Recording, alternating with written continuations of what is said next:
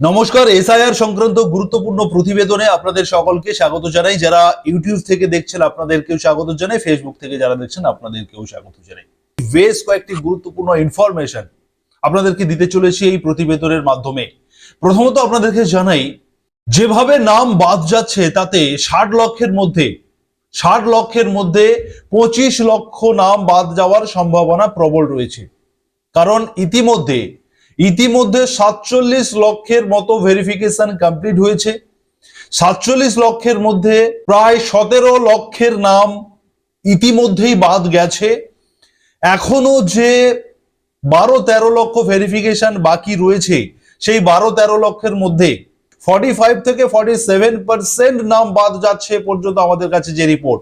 যে সমস্ত 60 লক্ষ আন্ডার অ্যাডজুডিকেশনের আন্ডারে রয়েছে যে সমস্ত ভোটাররা, সেই 60 লক্ষ থেকে 45 থেকে 47% যদি আমরা বাদ দিই, সেক্ষেত্রে প্রায় 25 লক্ষের কাছাকাছি নাম বাদ যাওয়ার প্রবল সম্ভাবনা এই মুহূর্তে এসে দাঁড়িয়ে গেছে।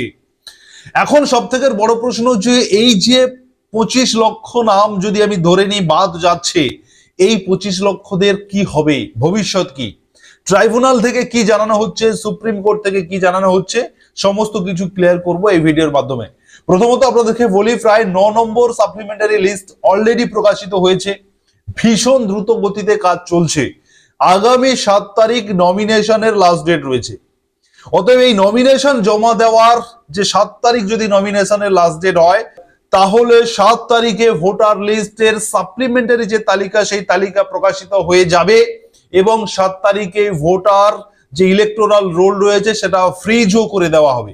কারণ নমিনেশন কমপ্লিট হয়ে যাওয়ার পরে ভোটার পোর্টালে বা ইলেকটোরাল রোলের সবকিছু ফ্রিজ করে দেওয়া হয় এবং সেই অবধি যে ভোটার থাকবে সেই ভোটাররাই ভোট দিতে পারবেন, এমনটাই সেই পদ্ধতি বা সিস্টেম রয়েছে। সে কারণে এখনো পর্যন্ত যাদের নাম সাপ্লিমেন্টারি লিস্টে প্রকাশিত হয়নি, আগামী 2-3 দিনের মধ্যে মানে 7 তারিখের মধ্যে সমস্ত কিছু কমপ্লিট হয়ে যাবে, প্রত্যেকের নাম প্রকাশিত হবে।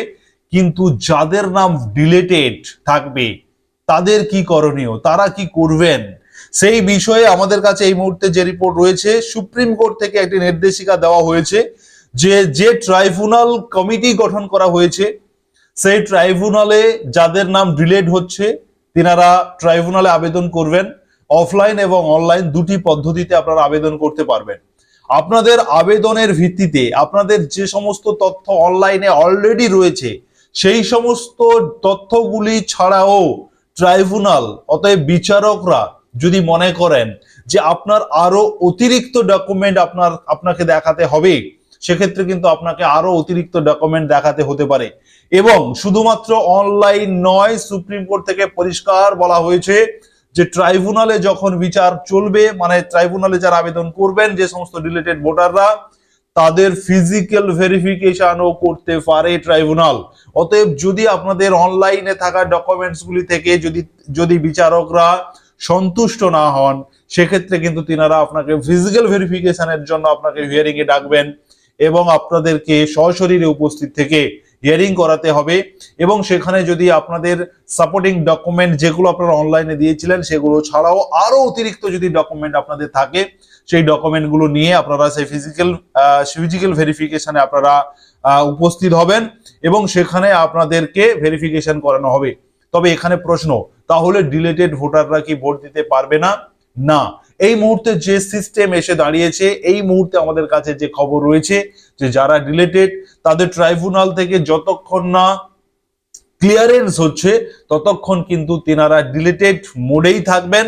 অতএব ফিজিক্যাল ভেরিফিকেশন বা আবারও আবেদনের ভিত্তিতে যখন ভেরিফিকেশন হয়ে যাদের অ্যাপ্রুভড করে দেওয়া হবে, তারা কিন্তু পরবর্তী সময়ে তারা ভোট দিতে পারবেন। তবে এবারে যখন এই ইলেকটোরাল রোল 7 তারিখে ফ্রিজ হয়ে যাচ্ছে, তো ফ্রিজ হয়ে যাওয়ার পরে যারা ডিলেটেড থাকবেন তারা কিন্তু ভোট দিতে পারবেন না, এটাই এ পর্যন্ত নিয়ম। তবে ট্রাইব্যুনালের সমস্ত যে বিচার বিভাগীয় যে বিষয়টা রয়েছে, মানে ট্রাইব্যুনালে যারা আবেদন করছেন, যারা ডিলিটেড ভোটার, তাদেরকে আবেদন করে তাদের ভেরিফিকেশন করে ফিজিক্যাল ভেরিফিকেশন করে তাদেরকে একটা ক্লিয়ারেন্স দিতে কিন্তু অনেকটা সময়ের ব্যাপার রয়েছে।